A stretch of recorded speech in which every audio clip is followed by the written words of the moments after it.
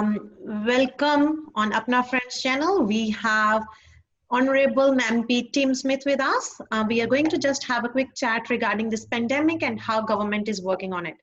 So if we start, Tim, first of all, I just want to know your reviews on this pandemic and how government is handling this. So what are your views? Well, I think the federal government has done a very good job, particularly through closing our international borders very quickly, because obviously the only way coronavirus got to Australia was through travellers. And we closed our borders in March, and we had compulsory quarantine from the end of March. The federal government brought in JobKeeper and JobSeeker, which has kept the economy on life support throughout this pandemic. So Josh Frydenberg and Scott Morrison have done a very, very good job in propping up the Australian economy throughout this crisis. So hopefully when we get through this pandemic and we come out the other side, we can rebuild the economy because the federal government entered the economy in a pretty strong economic position. Now in Victoria though, the performance of the government has been, well, great. It's been the greatest peacetime catastrophe in Australia's history. The way the Victorian government has monumentally stuffed up so many aspects of the response to coronavirus. Now, I said at the outset, the federal government did a good job closing the borders and insisting on compulsory quarantine for all returned travellers. Now, the states were in charge of that, and they were offered the Australian Defence Force to undertake that task. That very important, that very technical, but very important task, compulsory hotel quarantine for returned travellers. Well, we all know what happened in Victoria. The government used poorly trained private security who were not up to the task, had not been trained for the task, and as a consequence, the virus got back out into the community, and we now have 7,500, 8,000 active cases, 1,000 health workers with coronavirus, 2,500 or thereabouts cases where we genuinely have no idea how the people contracted the virus. Now, our contact tracing in Victoria has been appalling. In New South Wales, for example, they can tell you how each and every person at the moment contracted coronavirus. In Victoria, that's not the case. We're weeks behind. So we stuffed up, the Labor Party stuffed up hotel quarantine. Their contact tracing's been poor. And now Daniel Andrews is lying about his government's role in not asking for ADF assistance at the start of this crisis. He's saying that it was never offered. That is a lie. The Prime Minister did offer all resources of the federal government to the state government in running hotel quarantine. And we also see revelations today that the state government is not allowing people in nursing homes to be put in hospital. And it's just another element of the ongoing disaster and debacle here in Victoria under Daniel Andrews and this Labor government. I completely agree with you what you said, but then the thing is, because as a citizen, as an Australian citizen, we want answers. But as a Labour Party or Liberal Party, you both are blaming each other, and we do not know who is actually responsible for all this. So from your point of view, you're saying that federal government offered every support, which we read in the news as well, and which we heard from our Prime Minister as well. But if you think that Andrews government is lying, why Liberal Party is not coming up and saying anything? In the other way, I just want to know that why there is no spokesperson, why there is no leader from Liberal Party coming in front and talking on behalf of Victorian people. Well, I can only tell you what I've been doing. I mean, I've been on radio. I was on radio on Monday. I was on television. I've been on Sky News many times. I've been on TGB, 3AW, social media. I've called Daniel Andrews a liar on Twitter, about 3 or 4 times today. I'm a shadow minister. I'm the member of Parliament for Kew. I'm doing all that I can to make the case that Daniel Andrews has failed Victorians and is lying about his role in the greatest peacetime catastrophe in the nation's history. The federal government, even federal government ministers like Michael Sukkar are now making the point that, 7 out of 8 states, coronavirus is under control in 7 out of 8 states and territories, except for Victoria. What's the difference? In Victoria, untrained private security did the hotel quarantine. In every other state and territory, there was police, Army, Navy, Air Force personnel. Doesn't seem to be any problems anywhere else except for Victoria. Do you think the current situation of Victoria is under control now? No, Based it's not on the under case, control. yeah. No, it's not. It is not under control by any stretch. There are, as I said, there are 2,500 cases where the government has absolutely no idea how those people contracted coronavirus. Therefore, it's not under control. Because if you don't know where they contracted it from, you don't know how far, you don't know how widely spread this virus is. They've lost control of it. The virus could be anywhere. And that's what worries me. I am concerned about the number of cases. I'm very, very upset for the people who have lost loved ones, and my heart goes out to them and their families. But, you know, what I'm genuinely scared about for the future is that we don't know, the government has lost control of the virus. They can't build a fence around each and every case because they don't know how they contracted it. The other issue, of course, and I failed to mention this at the outset, is that people who have actually contracted coronavirus haven't been at home. I mean, they've been wandering the streets. In fact, they were allowed up until a couple of weeks ago, they were allowed to do exercise for an hour outside of their house. I mean, this is just outrageous. I think that if you're found to be not at home, not isolating after testing positive, you should either be compulsorily quarantined in a hotel at your own expense. You should be forced to wear an ankle bracelet or be put in hospital, or there has to be some coercive power upon you to ensure that you do not infect other people. I mean, let's cut to the chase. This is a really simple situation, despite being hugely technical. It's also very simple. You need to keep everyone with coronavirus away from everyone who doesn't have coronavirus. How you do that, other countries have seemed to have managed it much better than Victoria. We've got people walking the streets going to work with coronavirus. I mean, it's just ridiculous. Yet people are being booked for, taking their daughter for a driving lesson.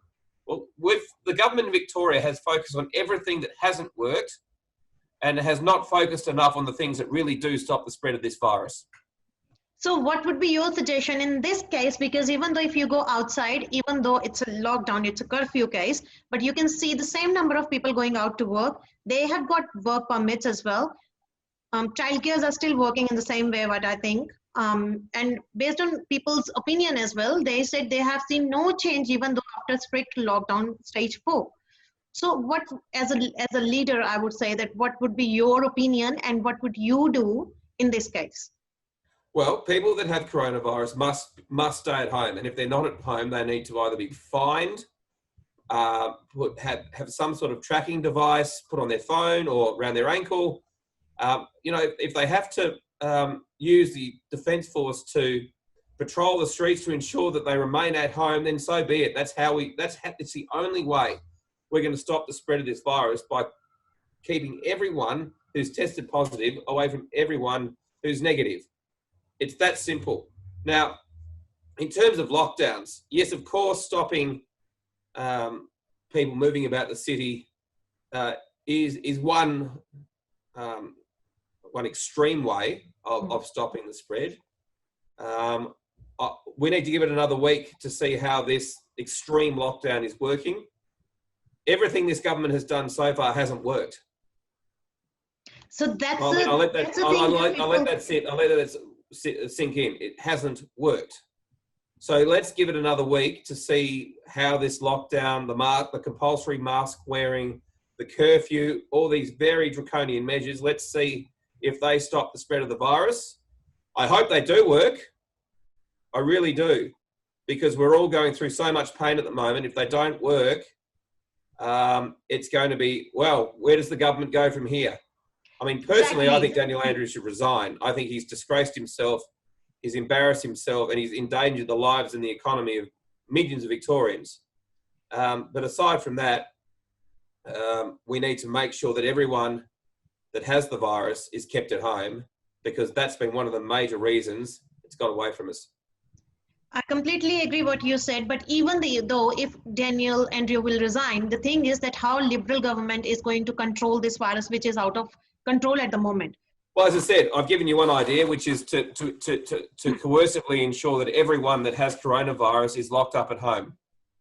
That's another, like, and that's another opinion. But what about the And the small other thing I would have businesses? done, and the other thing I would have done, I would have made sure that the army was running hotel quarantine, not untrained private security guards. And if we talk about the small businesses, in addition to what you said, small businesses are suffering for, I think, more than a year, more than not only 7 months, nearly a year, because they are suffering from the start of bushfire season.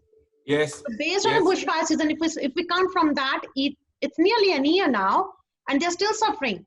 So, has any government had chance to talk to small businesses and what they want, what support? Well, I speak to them all the time. I mean, queues full of cafes, small shops, larger shops. I mean, small business is the backbone of my local community, and the $5,000 grant that's come from, well, that the state government has offered is pathetic.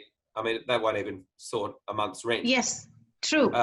It's completely pathetic. So Yes. JobKeeper and JobSeeker from the federal government have been godsends, and obviously the tenancy rental moratorium is an important aspect of this too.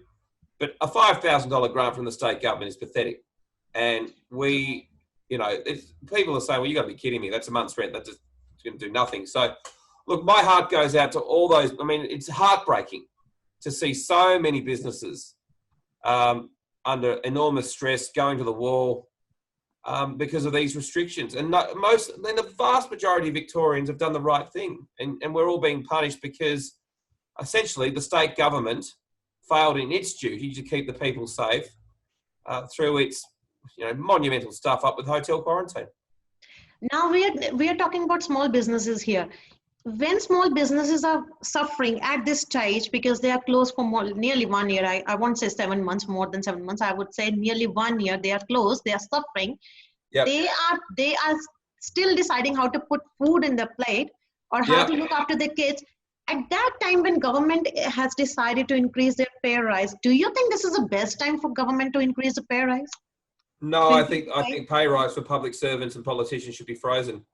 And I thought it was disgraceful that, for example, I've called for council rates to be cut or frozen. I think it's terrible that small businesses, in some councils, the rates have gone up. I mean, how can you lift the rates in an environment like this? It's unconscionable conduct. And as a consequence, I think that council staff, councillors, their salaries should be frozen. The same for public servants, the same for politicians. And that's what's happened in Canberra. But Daniel Andrews and his ministers got a pay rise. When we are talking about Daniel Andrews minister, that is so true. It should be frozen. But why opposition didn't do anything? Why didn't they oppose it? It's because the opposition's pay rise was also happening at the same time. They got the same pay rise. No. This is controlled by the government. We physically couldn't stop it. The government could have, but chose not to. So where was the opposition leader at that time? Why opposition leader didn't stand at that time or stood at that time and say, all right, we need businesses to get the money first. We need to support businesses. We need to support other people who have lost their jobs rather than getting their own pay rise. Look, I can't speak for others. I think, to be fair to him, I think he did make this point. That salaries should be frozen. I think he really did make that point, to be honest. I agree. And if we are just talking about, once again, if we are just talking about the normal citizen who have lost their job, and including, I would say, the sole traders, they're not getting that. Sole traders have been completely, I mean, to be frank, have been completely screwed by the Andrews Labor government. They've been completely ignored. So do you have any plan, just zero? Yeah, in case if you are saying that Andrew needs to resign, I do not know if that will happen. That depends on everyone's opinion as well, because that depends on how people think and how they are viewing the government's work and federal work. But then if in case that happens, what plans opposition have to support sole traders, to support normal citizens who have lost their job, and to small businesses as well? Yeah, look, I think that sole traders should be given the same sort of assistance as other small businesses. And they're not. Now, those small businesses are not getting much help from the state government, let's be honest. But sole traders can get JobKeeper or JobSeeker. So at the end of the day, Josh Frydenberg's looking after them, even if Daniel Andrews isn't. So I think that's all I want to know for this time. And I can Oh, only say good. thank you. No, I really enjoyed talking to you. We must do this again sometime. Now, because people are asking, people are waiting for their leader. I can understand that if you are saying that Indian government is not doing anything, then where is opposition leader? Where is leader standing and listening to their people? And people are still waiting for the answers. Well, I can only talk about myself. I'm the Shadow Minister for Planning. I'm the member for Q. I'm here talking to you, and I think Daniel Andrews should go. And hopefully in 2 years' time, we elect a good Liberal government to get Victoria out of this mess. Thank you so much for your time. Thank you, Doug, and all the best. Thanks. Stay safe. Look after yourself. Thank you. Bye-bye. Bye. ਜੇਕਰ ਤੁਸੀਂ Australia ਵਿੱਚ tax ਦੀ ਸਹੀ ਜਾਣਕਾਰੀ ਚਾਹੁੰਦੇ ਹੋ ਤਾਂ MSS tax service ਦੇ registered tax agent Manpreet Singh ji ਕਰ ਸਕਦੇ ਹਨ ਤੁਹਾਡੀ ਮਦਦ। MSS ਟੈਕਸ ਸਰਵਿਸ ਪ੍ਰੋਵਾਈਡ ਕਰਦੇ ਹਨ ਤੁਹਾਨੂੰ ਸਭ ਤੋਂ ਵਧੀਆ ਅਤੇ affordable service income tax preparation. ਸੰਪਰਕ ਕਰੋ MSS ਟੈਕਸ ਸਰਵਿਸ ਦੇ ਆਫਿਸ ਵਿੱਚ। MSS ਟੈਕਸ ਸਰਵਿਸ ਦੇ ਆਫਿਸ ਤੁਹਾਡੀ ਸਹੂਲਤ ਲਈ ਨੋਬਲ ਪਾਰਕ, ਮੋਰਡੀਆਲੋਕ ਅਤੇ ਐਪਿੰਗ ਵਿੱਚ ਸਥਿਤ ਹਨ। Phone number 0431457638